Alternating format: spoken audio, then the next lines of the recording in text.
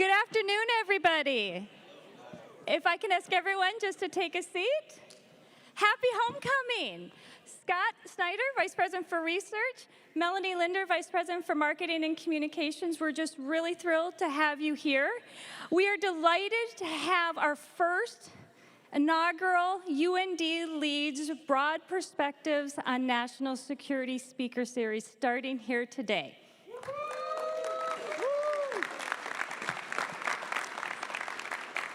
Well, as Melanie said, this is super exciting. The excitement is obvious from the audience here. I'm Scott Snyder, VP for Research and Economic Development. We're really happy to kick this series off. We plan for it to be a long-running event. So we are also honored, and I look out right here to see people in the audience from Grand Forks Air Force Base, Minot Air Force Base, the North Dakota National Guard. There are state legislators in the crowd, as well as leaders from both Grand Forks County and the city of Grand Forks. So welcome to all of you dignitaries, and thank you for being here and for your time. We also want to give, though, a special shout out to the members of UND's fabulous ROTC program. So can you identify yourselves?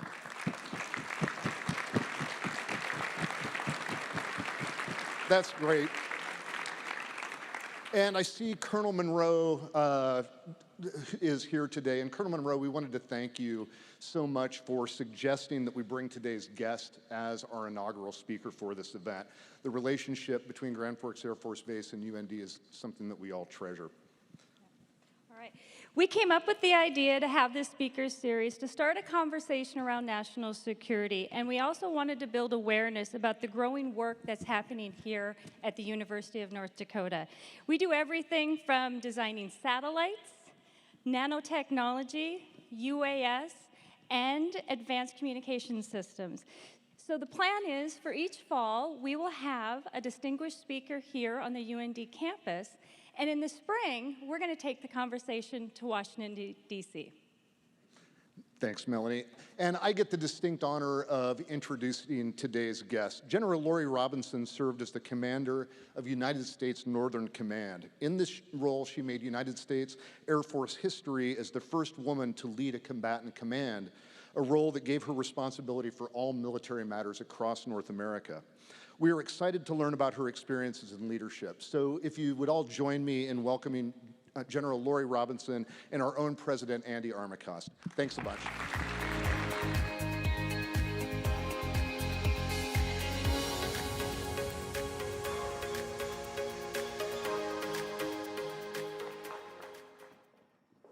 Well, here we are.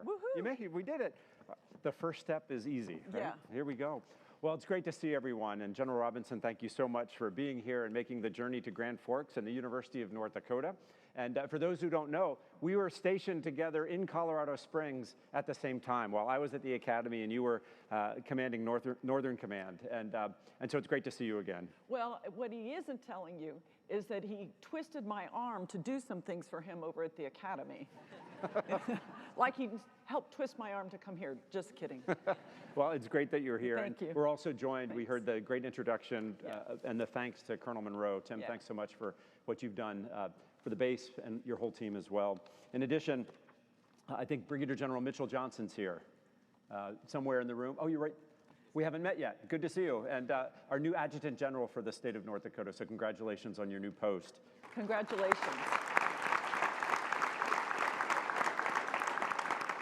And you're with Chief Levi Heller. Good to meet you. Thanks for being here. And we have a pair of state senators here, Jeff Barta and Scott Meyer. Thank you for being here. And state representatives, so Carrie McLeod, Eric Murphy, Emily O'Brien, Sue Ann Olson, Mark Sanford, and Cindy Schreiber-Beck. So how about a round of applause for our elected officials? And my boss's boss is here, or one of my boss's bosses, Dr. Casey Ryan from the State Board of Higher Ed. So it's great to have Dr. Ryan here. And finally, I think Mary Christie, who represents U.S. Representative Kelly Armstrong, is in the house. I didn't see where Mary is, but how about a round of applause for them as well? And one more, our North Dakota Public Service Commissioner, Julie Fedorchak, and her husband, Mike, I think are in the house too. So round of applause for them.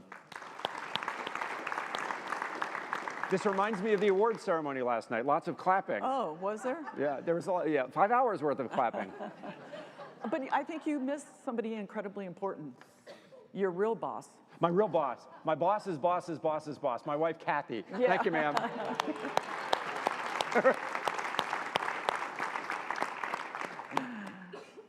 Sorry, I know there's a price to pay later on, as always. But we're delighted to have you here. Thank you. And, Thanks. And so I just think fondly of our days in uniform together. Yeah. And I know getting to where you got was a real journey, a real leadership journey. And we thought we'd begin today by talking about that leadership journey and then talking about national security issues. Yeah. So kind of splitting the discussion into two. And then questions from the crowd after that. So Thanks. sound good?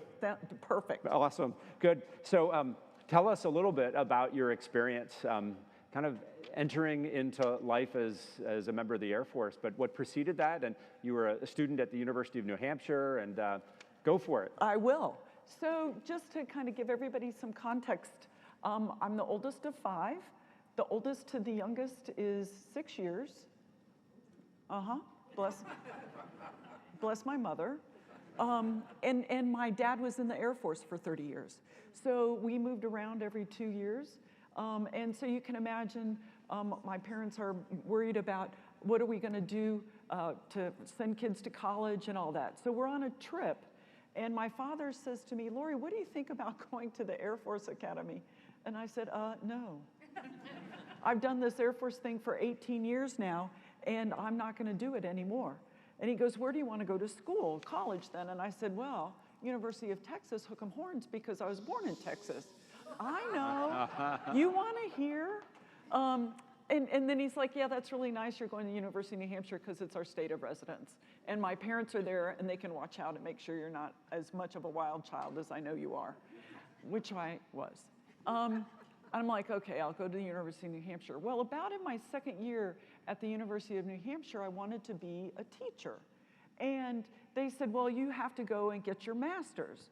And I was like there's no way I'm going to spend a 5th year in college knowing the good news is my brother, a year behind me, went to the Air Force Academy. I've got a great brother story, but I won't go there. And then my brother, 2 years behind me, came to UNH for a year and then went to the Air Force Academy. But I was like, it's time to get off the payroll. So I decided to join ROTC. Thanks, ROTC, woo! Yes, woo! And so I joined ROTC, and the interesting part, the professor of aerospace science, my father was the best man at his wedding. And when I became the ROTC wing commander, this is what you want your boss to say in front of all of your peers. He said, I've known Lori since she was this big. And you're like, really? We hadn't have to do that. Yeah. And so I went into the Air Force, and I got my duty title. And my duty title was a weapons controller at the time, and then we changed to air battle manager. And so what does a weapons controller do, or air battle manager? Okay, who's seen and remembers, that's the key word, Top Gun 1? Okay, wow, excellent. a good number. That's a good number. Yeah. So remember at the end of the, that's exactly why I asked that question, because a lot of people are not old enough to remember.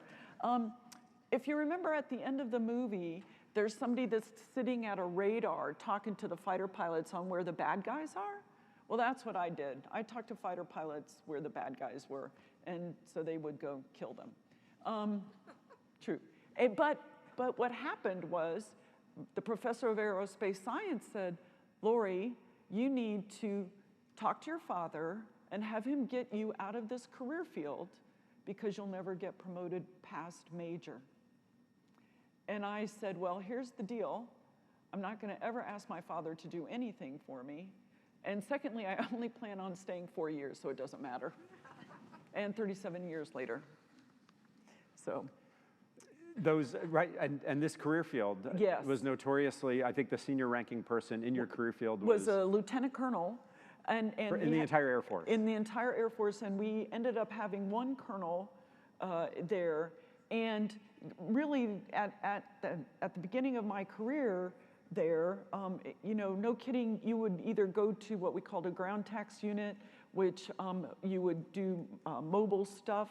So I was stationed down in Miami, and then, or you would go to what they called a block house, and the pilots would never see you. And it wasn't until I went to Tyndall Air Force Base where the pilots ended up, they would see who we were, and we would brief and do the mission and debrief with them. But really, you never, the promotion opportunity when I joined was if you made major, wow, if you made lieutenant colonel, oh, and we had one colonel, oh. And so, I mean, it was just amazing. And can I talk about mentors now? Oh, absolutely. Okay. Here's what happened to me. First of all, I'll just be blunt and say all of my mentors and all of the people that had a part of the village that took care of Lori Robinson were men, and the majority of them were fighter pilots. And that's highly unusual, but it talked about the fact that they saw something in me.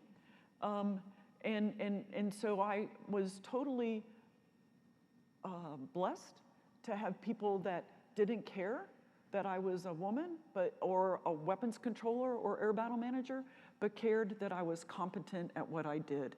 And they moved me around. When I was at Nellis Air Force Base, Mecca in our United States Air Force, for those of you that don't know, I was an instructor at the United States Air Force Fighter Weapons School. That's in Las Vegas. That's in Las Vegas. That's the equivalent of Navy Top Gun, but better. Just saying.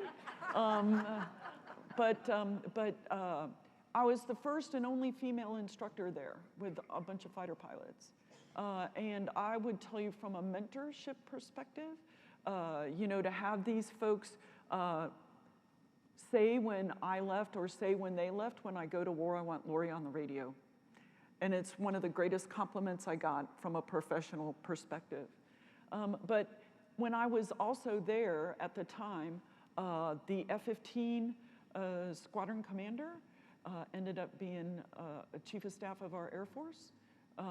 The commandant of the weapons school ended up being in the Air Force, our Air Combat Command commander, 4-star, and the 1-star wing commander ended up being a chief of staff of our Air Force.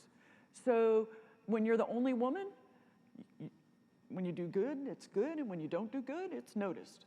And so they all kind of were part of the village that moved me about and were my mentors and taught me right from wrong, good from bad, and professionalism, and that you, just like everybody else in our Air Force, put on your pants one leg at a time.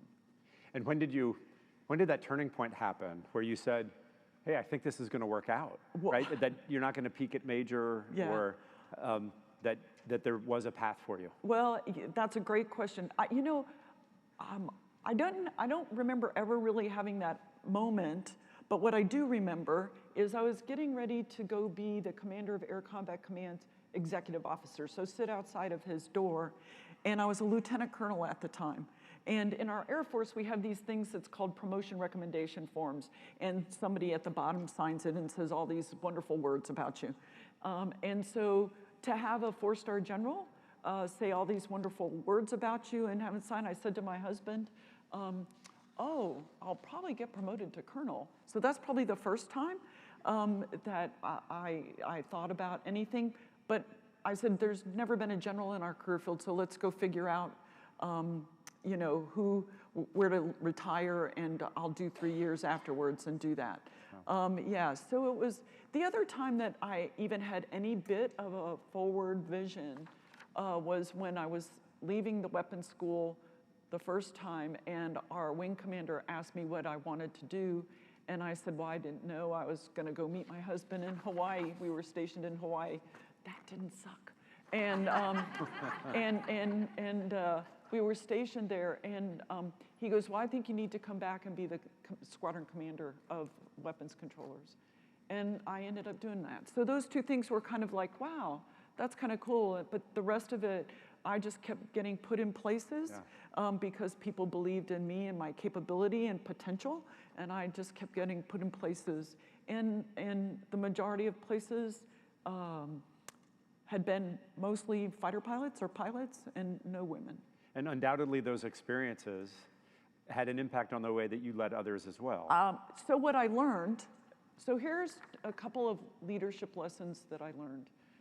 One was, and I didn't understand this for a while, and I'm sorry, you guys, you'll have heard this already, so I apologize for my Grand Forks folks, the Grand Forks folks, is that you're part of something bigger than yourself. And I was like, what does that mean? What does that mean? And a couple years later, I finally realized that it wasn't about me. It was about the institution. And that I'm a part of that. And if I make the people that I work with better than me, and if I make the people that work for me better than me, then I make the institution better. And that was a big revelation for me. And so anytime I took command, I would always bring my commanders in and my senior enlisted leaders in, and sit down and talk about the fact of, my job was to make them better than me. Because well, first of all, I wasn't born with how to be a commander or how to be a leader. I learned it by watching people. And now it was time for me to make them better than me, to make the institution. The second big lesson that I learned was the power of listening. Not hearing, but listening. If you're hearing, you're already forming an answer or a rebuttal to whatever conversation you're in the middle of, and you're not listening. But that power of listening allows folks to feel comfortable to say what they want. I always say the boss always hears the good, but the boss really needs to hear the bad and the ugly. And if you're cutting people off all the time, or you're not listening, you're just hearing, then you're not going to be able to listen to the bad and the ugly. And then the last big thing I learned was stay in my lane. I did this earlier today, but I'll do it again. How many of you are anal type A overachiever control freaks? There's one in the back whose arm just shot up as fast as possible. I mean, you know, I had to learn about stay in my lane. Do not control the entire world. Because as my husband would say, given any opportunity, I would. So, you know, provide courses of action, provide pros and cons, provide a recommendation in your lane. And don't tell somebody else how to do their job, because they actually probably know better than you. So those are big things that I try now to give to people to think about. I mean, let's be serious, Mr. President, that when I was young, listening was not in my vocabulary. I was a talker, and I would tell anybody my opinion, whether they wanted to hear it or not, and most of the time they didn't, you know? But so you grow into some of this stuff also. It's really important. You know, your patience becomes a little bit longer. You know, your understanding of your environment becomes a little bit better, and you learn to be a part of the team and not just all about you. Yeah. Well, though I didn't work for you, I saw you in action for those 2 years, and just the kindness and the thought and the vision and your willingness to listen was noticed by everybody. Well, and it was just a real pleasure to see you in action. Thank you. So let me, after you retired, you now have different positions, right? And a bit of mentorship and board service. How are you putting leadership into action these days? Oh, well, the first thing I'm going to just say, so I'm on a couple of corporate boards, and it's been a real transition, a real experience to go from the structured life that I was used to be around the people I was used to being around, to understanding the way corporate America works. It's definitely different. And what I have truly appreciated is learning about what all these corporations do and how they do their business. The transition, I tell people this a lot, People ask me, do you miss the Air Force? And I go, well, I don't miss the bureaucracy. I don't miss some of the other stuff, but here's what I do miss. I miss the airmen and their families. I miss that more than anything else. And so I'll get a little choked up. So I've had to work my way through that, you know, not seeing airmen every day, and learning a different lifestyle. And it's natural, right? It's natural. You've had to do the same thing, but it's all good. It makes you a more well-rounded person. For sure. Yeah. And I know you can see here, being at a university is much like, not quite like the military, but that sense of connection and togetherness. And so family. Yeah, and I'm so fortunate that going from an Air Force environment to an environment like this is a natural one. It's a natural jump. It is. The being on the boards has been very fascinating to me, and I've enjoyed all of that, just because it is a whole different culture. It's a whole different way to look at things. And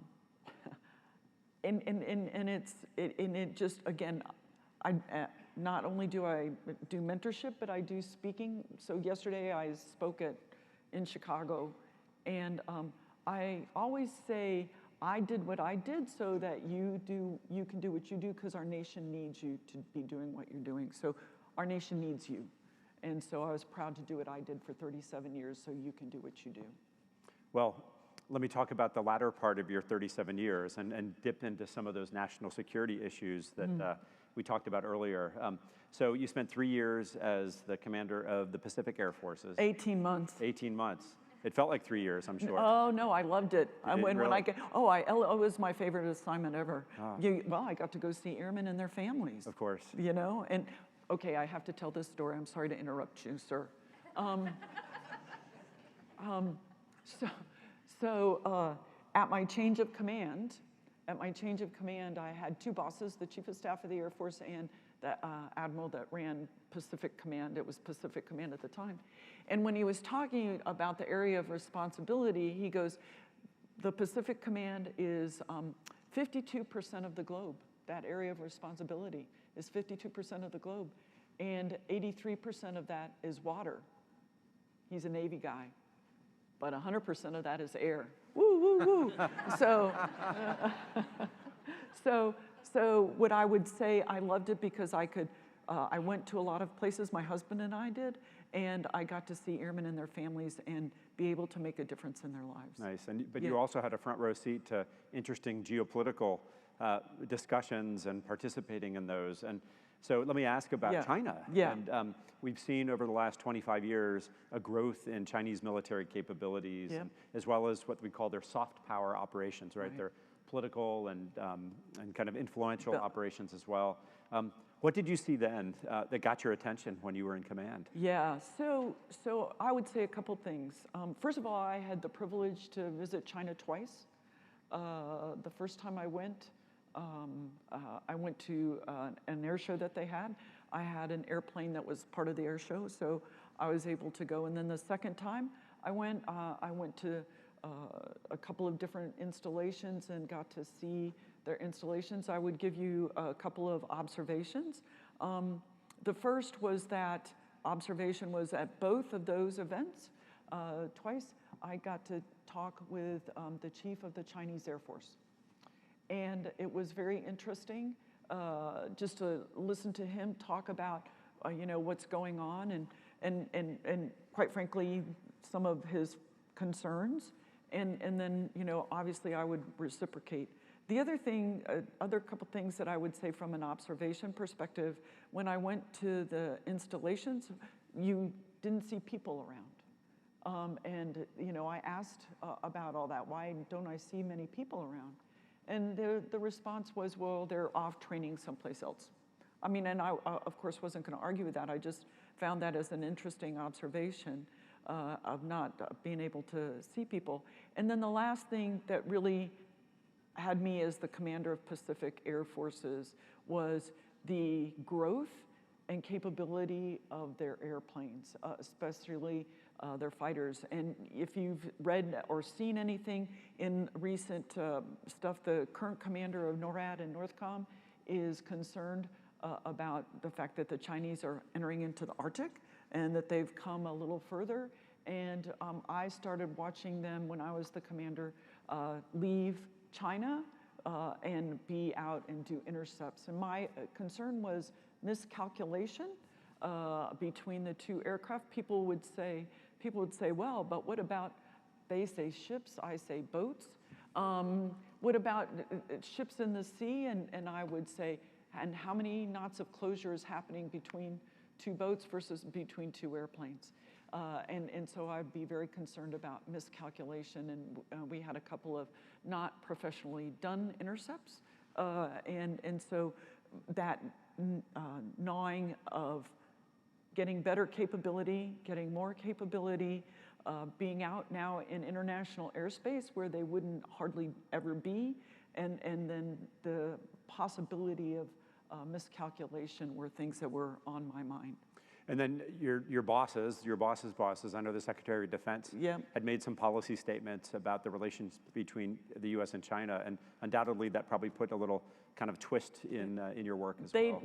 He did, yeah. and I end up kind of following him one time into the theater and into China, and I'm speaking at a college, quite frankly, but a military one, school, and there was a lot of consternation based on some of the things because we were at the time going to pivot to the Pacific, and they were concerned. And so my message was, we're all airmen here in this room, and we should fly appropriately and act appropriately, and we'll let our civilian masters be our civilian masters. So interestingly, you talked about the pivot to the Pacific. Many of us remember that term. So for 20 years, the focus was on combating, post 9/11, combating violent extremism and terrorism. Yeah. And then in 2017, 2018, there was this shift to a major change in our national security strategy. Right. You must have had a front row seat to those discussions just because of your position at the time. I did, and without getting obviously into some stuff, what was fascinating was a couple things. One is, things were winding down in the Middle East, and then on top of all of that, people are very concerned on a bunch of levels of, China's growth, both economically, as you intimated, kind of their soft power around the world, not just in Asia, but around the world.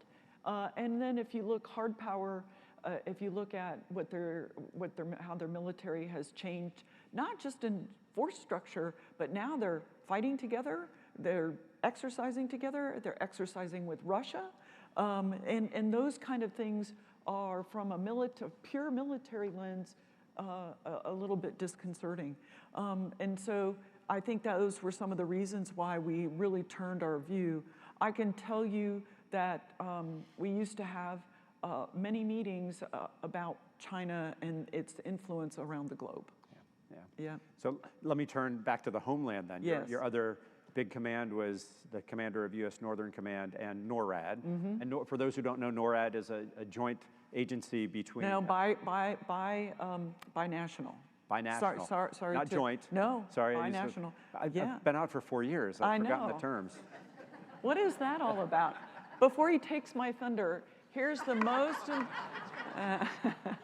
Here is the most important thing that NORAD does. Track Santa. Yay! Let me just tell you, that is a no-fail mission.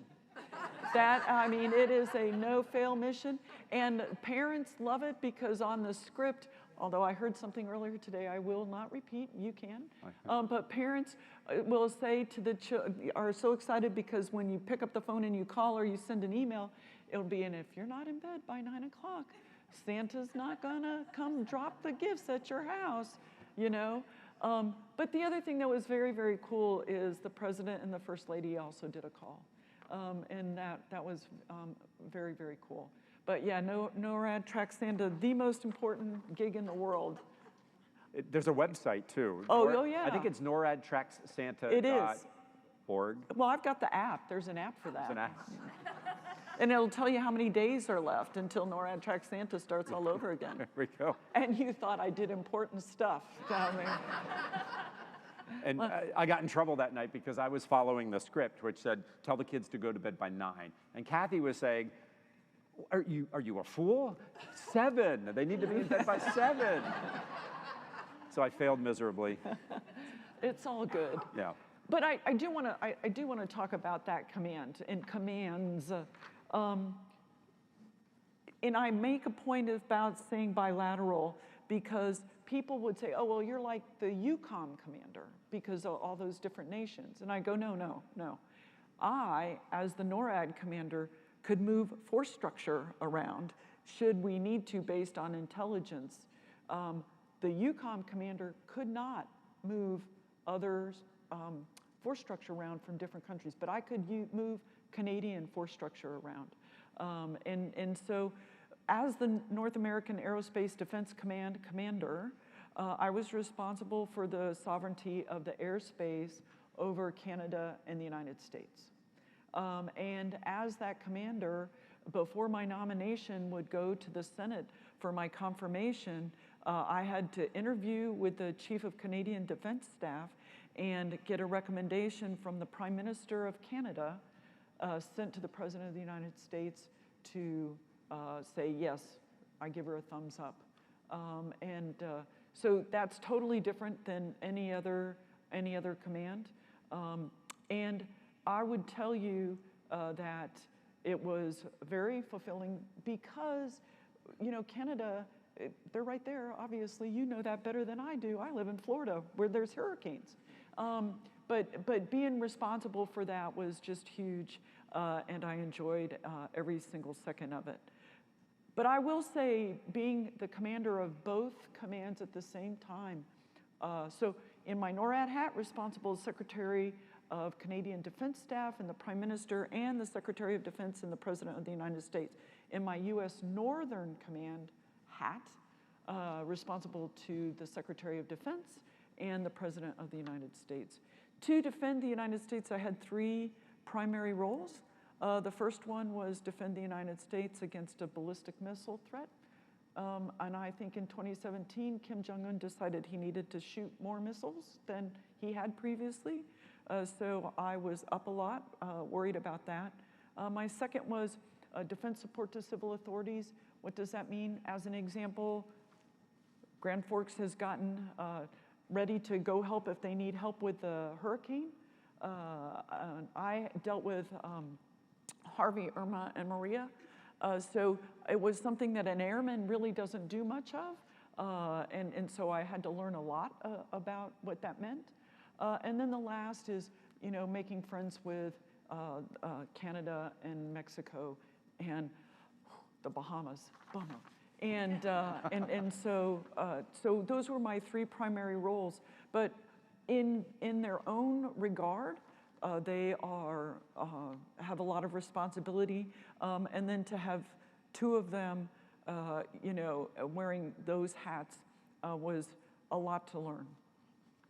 And earlier you talked about Top Gun. Yeah. There's another movie from the 80s called War Games. Yes. And there was a computer there that was going to control the safety of the United States. Anybody remember the name? Whopper.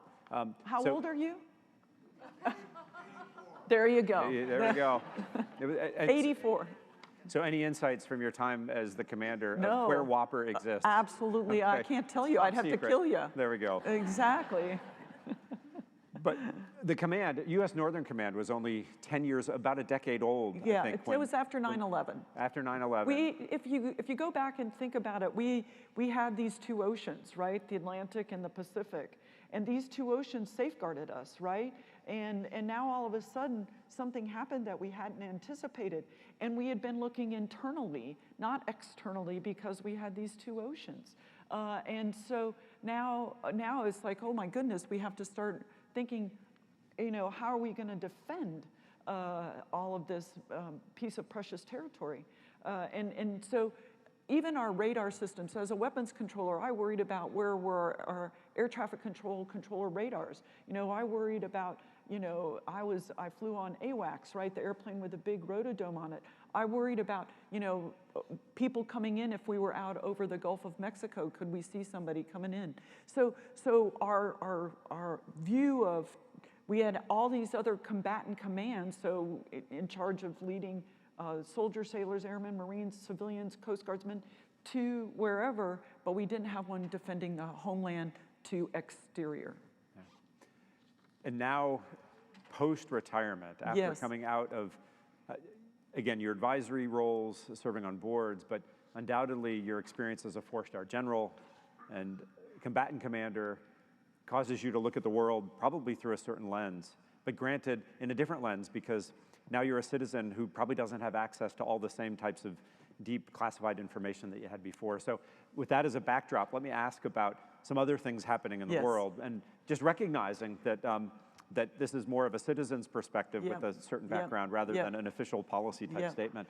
So when I think about the threats of China and Russia, and you think about how the US needs to prepare for that world order, what investments do you foresee as being necessary to counter any threats from? Well, I would say a couple things first. First is we have to make a decision. The nation has to make a decision. The president, and with the advice of the secretary, what are we going to do? We've had a whole bunch of different conversations over my career of, are we going to fight one and hold the other one off? Are we going to, X, Y, Z? What is it we're going to do? And then shape our force to support all of that. So you mentioned the national security strategy under Secretary Mattis that got written, had a conversation about that, right? And you can see some of the force structure being bared out based on some of that. Obviously, a new president and a new secretary will make decisions based on what they think. But if we think China is the thing that we're going to worry about the most, our long-term capability, it's going to be what do we need from a force structure perspective to support going over there. Remember, 52% of the globe, 83% of that is water, so you got to get there. And you got to get the stuff to get there. And so that's not an easy task. And when you think about what has unfolded over the last, 2 years in Ukraine, any thoughts there? Well, it's definitely a different war, right? So, and we're not physically in it, right? We're providing capability to the president there.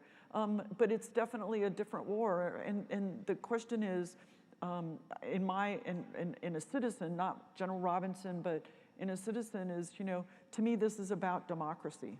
And understanding what Putin could do, depending upon what happens with Ukraine. But right now we're not there physically, we're there providing capability. Nice.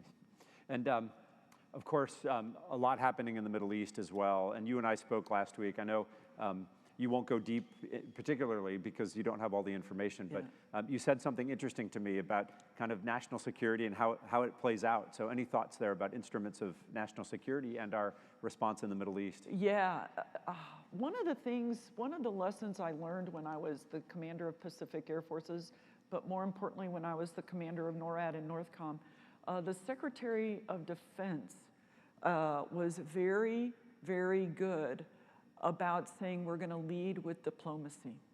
And we are merely an instrument of national power. And so that's when you see the Secretary of State out there being as busy as he is being, is this leading with diplomacy. And there's a wide range of instruments of power that the president has. And do we need to lead with conversation versus, the big hammer, which people think of the military as, or do we need to lead with diplomacy? And I think our role, as we've all read in the press, if you're reading all this, is trying to figure out how do we get a ceasefire and how do we be a part of that conversation and do that. And that's the diplomatic route. Right, so you contrasted military response with diplomacy, but I think in your experience too, military members, particularly senior ones, are involved in diplomacy as well. And you had some examples. Yeah, so one of the things that I would tell you, I mentioned I went to China twice, and General Ma, you know, this was an open line of communication. It was a way for me to very candidly but politely say that I'm concerned about miscalculation in international airspace because of the way that you're doing intercepts on U.S. aircraft. And so I could take Department of State talking points, or I could take those type of points and talk from a military to military respect and put my concerns out there and then report back, obviously, to my boss. And I would tell you the other thing that I would say, I was just saying that a couple weeks ago I read in an unclassified realm, you know, about a readout that a senior person in the Department of Defense had conversation with a member of the Chinese Air Force or the Chinese military, their senior military. So you know, there's lots of avenues of communication as long as we keep them open and keep the understanding that we, you know, that we don't want things to be heinous, and use all your instruments of power to make sure that that doesn't happen. And I think naturally of the role of universities. Yes. With that in mind. Yes. Often we talk about keeping our most important technical knowledge secret from those who might try to exploit it. At the same time, our immigration policy allows folks to emigrate from across the globe, including nations that might be considered hostile to the US. And so any thoughts on the balance there about universities as a mechanism to keep lines open, or potentially the need to keep things, or to tighten things up and keep things more secret? Well, I'll say it this way. First of all, I think it's important. So as a kid, because my dad was in the Air Force, I lived in France and England. I toured all of Europe. As a kid, I learned how, and this was first through third grade. I was exposed to a lot of things. And I learned a lot about different cultures. As the commander of Pacific Air Forces, I learned a lot about different cultures. You know, I went to South Korea. Okay, I do have a funny story. So my 3-star subordinate commander took me to the DMZ. And as we're approaching, there's these blue buildings and there's some concrete that kind of divides the two countries. But I wasn't really paying attention. I was kind of listening to what he was talking about and looking around and all of that. And all of a sudden, I kind of pay attention and I look up and there's this honking big, huge building over there. And I go, what's that building? And he goes, ma'am, that's North Korea over there. I'm like, oh. But my point is, in all of this, I went to Australia, I went to India, New Zealand, and what was important was I learned about different cultures. And I think that's what is important about folks coming here to universities, that we can learn about different cultures and they can learn about us, you know? And I like that. And you know, so they get taught about some technology, but you know, that's not where we hear things are coming from, you know? And so to me, the learning aspect of each other gives us more respect for each other, makes us understand each other better. And I think it's important that we continue that dialogue. Great. Well, that's I think an important statement about those cultural relations, yes, right? And that understanding. Yeah. So again, I have another story about culture. I'd taken command in the Pacific on a Thursday, and on a Friday, I knew I was leaving on Monday to go to Japan. Well, my predecessor had said, hey, Lori, they're gonna have a big conference in Japan, and they want you to be the dean of the air chiefs. And I said, well, what does that mean? He goes, I don't know. So I was like, well, in for a penny, in for a pound, right? So I say, okay, so I leave Monday morning to go to Japan, and I find out 2 days later that, and there's like 10 other air chiefs there from around the theater, and from England, I think, but from around the theater and places, and all men. And I found out that being the dean of the air chief, I was the spokesperson for all these air chiefs, and I hadn't even been a commander for a week yet. I could barely spell Pacific Air Forces. And so I'm a spokesperson to oh, I don't know, their Minister of Defense on behalf of all these people, and then Prime Minister Abe. That was their culture, right? And it was, I learned a lot just in that one day, and I got to meet a lot of different people. Nice. So yeah, Nice. yeah. Nice. How about we turn it open for questions? Only if they're not hard questions. Okay. Okay. No hard questions. Yes, All right, sir. raise your hand. Yes, sir.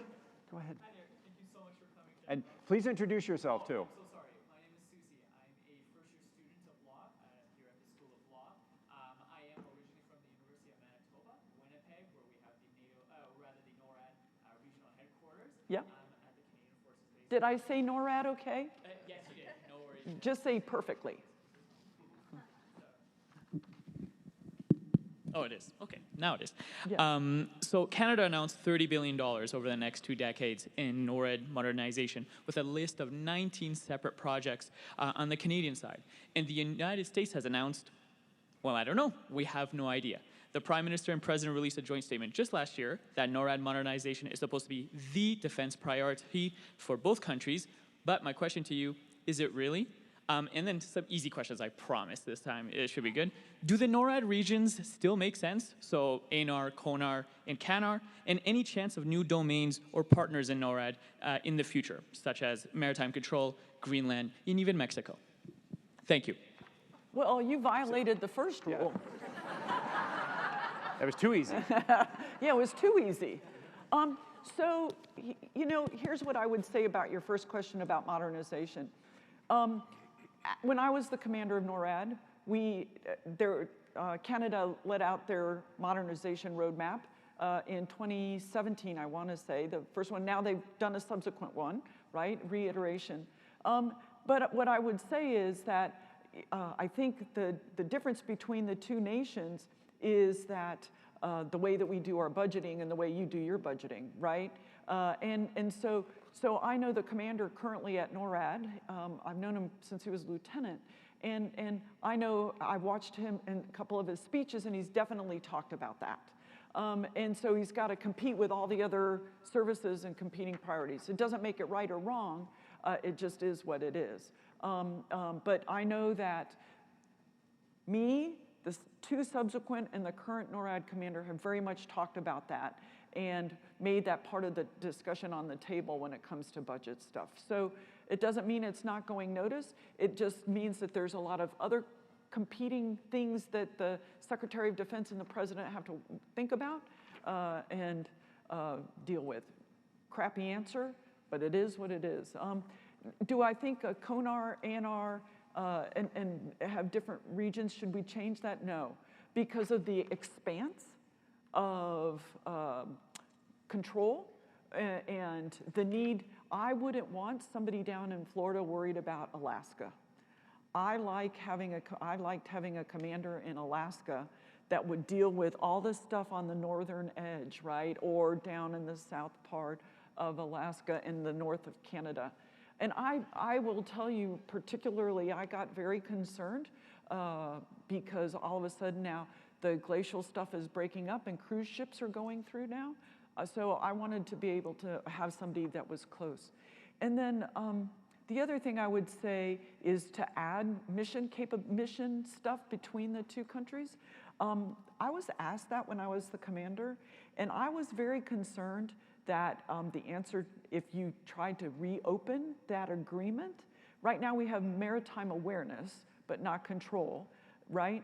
And if we were going to open that up, would it end up going away, or would we not make it any stronger? So the conversations that I was is, hey, you know what? We have enough communication back and forth that I wouldn't want to risk losing that bilateral relationship. Does that make sense? Okay, thank you. That was great, actually. Yeah, a question off. No, kidding. Question Yes, off to sir. the left. Yes, sir. John Robson, first of all, thanks for taking my question. Of course. I'll start with the commentary first. I myself personally, as a citizen, am not concerned about much in the world right now because we do have the finest military. We do have world what? class. We've got the best military Yeah, world we class. do. Yes, sir. okay? Yes, sir. Sorry. But for now. So how do we, and take your opinion on this, how do we cultivate that with institutions like this university to ensure that we've got future youth that are ready to step up and be a part of public service? That's a great question. You know, where's the ROTC folks? Can you put your hands up? Do you guys wear uniforms during the week? Well, is that a yes? 1 day a week? Yeah. So part is what you can be what you see, right? And so if you see folks that are in uniform and you see that they're going to go fly or be able to go to med school or do whatever, that culture it can get inculcated and get lived through that. The other thing is it's people like me that go out and chit chat, right? Or you go to an air show out at the installation. And I mean, I can't tell you how many times I've talked to pilots and said I wanted to be a pilot ever since I saw the Thunderbirds, you know? So it's exposure to that, and it's exposure to understanding that what you're doing is defending democracy and the Constitution, and the importance of that each and every day. I mentioned earlier that I tell people I did what I did so you can do what you do. It's the same thing. So it's how do you not force it down somebody's throat? That's the last thing I would want to do. But how do you expose them to the possibility, you know, and have them go, wow. I mean, my husband was a Thunderbird pilot, right? And I can't tell you how many air shows I went to, and just to listen to the audience talk about that, you could tell people would get excited, and the airplanes that were on the tarmac, right? And they'd go walking. And so all that was is exposure, and then people get excited about it. And to me, that's the best way to do it because it becomes about what excites them and makes them want to do it. So you have a great resource here at the installations, you know, from an Air Force perspective, that for an exposure perspective. Is that helpful at all? Okay, thank you. I saw somebody else. As they're finding the next questioner, Yeah. UND actually among our students has over 2,000 members of the student body who are either active duty, ROTC, veterans, or dependents of veterans. That's awesome. And so that's a great amount. And they help spread that Yeah. word too about Yeah. the opportunities for service. Yeah, So. yay.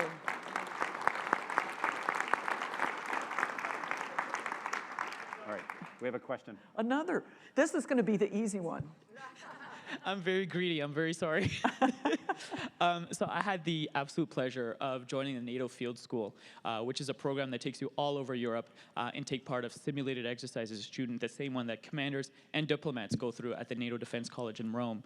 And so with my experience both in NATO and also NORAD from Winnipeg, I wanted to know your opinion. How can NORAD and NATO integrate their efforts jointly? So what I would tell you is that on an exercise basis and on a real-world basis, they are talking to each other. So there's not a black line in the water, if you will, from Europe to the East Coast or to, you know, Canada. I don't think integration is appropriate because Canada has a seat in NATO. And they can bring NATO equities or Canada equities to NATO. And then obviously then it depends on how, what that information is, if it can get into NORAD channels. So Canada can see what's happening from a NATO perspective, and I think it is the right way to do business. And again, the relationship and what happens between all of that, there's no line drawn. Yeah. Yes, sir. One more. Hi. Hi. My name is Numan. I'm a sophomore here at UND. And I was just wondering, obviously, you know, right now we're concerned about China and Russia and the geopolitical situation as a whole. So I wanted to ask your opinion. Do you think that sometime in the future we'll end up becoming more, you know, friendly and diplomatic with Russia and China? Like, could we all work together? Can't we just all get along? Here's the way I would do it, and some people will laugh at my answer, but it depends. I mean, if everybody wants to be a part of the global world and not try and be the reigner of the global world, then yeah. But if you have somebody that wants to dominate the global world and somebody that wants to be a part of the global world, then that makes it difficult. And if you study Xi Jinping or Mr. Putin, they've got long-term goals. We have 4-year goals and maybe 8-year goals, but they've got long-term goals. And so there's this, and I don't mean that in a negative way, it's just, it's what it is, right? And so those goals aren't necessarily conducive to the way we look at, the US looks at the world from a diplomacy point of view. So that, to me, is what's important, is what is the long-term vision, what are the long-term goals, and right now, they're kind of, they don't mesh well together, if I can say it like that. Does that answer your question? Yeah. Yes, ma'am. All right. Good afternoon, ma'am. I am Dan Slocum. I am here at UND. I'm a senior. I am also currently serving in the U.S. Air Force. So Yay! That is kind of why I'm here. So I've got a couple questions for you. Yep. So No, you're only allowed one, even though somebody got 3. So it's kind of like a one question, it's multiple, That's okay. multiple That's parts of it. So with China and Russia doing constant exercises and upgrades, do you actually foresee them passing the U.S. in military capabilities and the ability to surpass and, I don't want to say take over the U.S., but, kind of win that war if it ever came to that? And with Russia constantly pressing the ADAs up in Alaska there. So let's talk about your second question first. So air defense identification zone, that's in international waters, not in Canada or US airspace, but we often go out to intercept them just to let them know that we're paying attention. I would tell you from your second question, I would tell you that they just do that just to let us know that they're still hanging out. And quite frankly, in some ways, what's good about that, if I can say that in this way, it makes people understand how close Russia is to the United States. People don't think about that. I said this earlier, go look at the globe and look at it from the North Pole down. They can hold targets at risk from the inside their homeland. All right? So, but I think they do it just to make sure we are paying attention.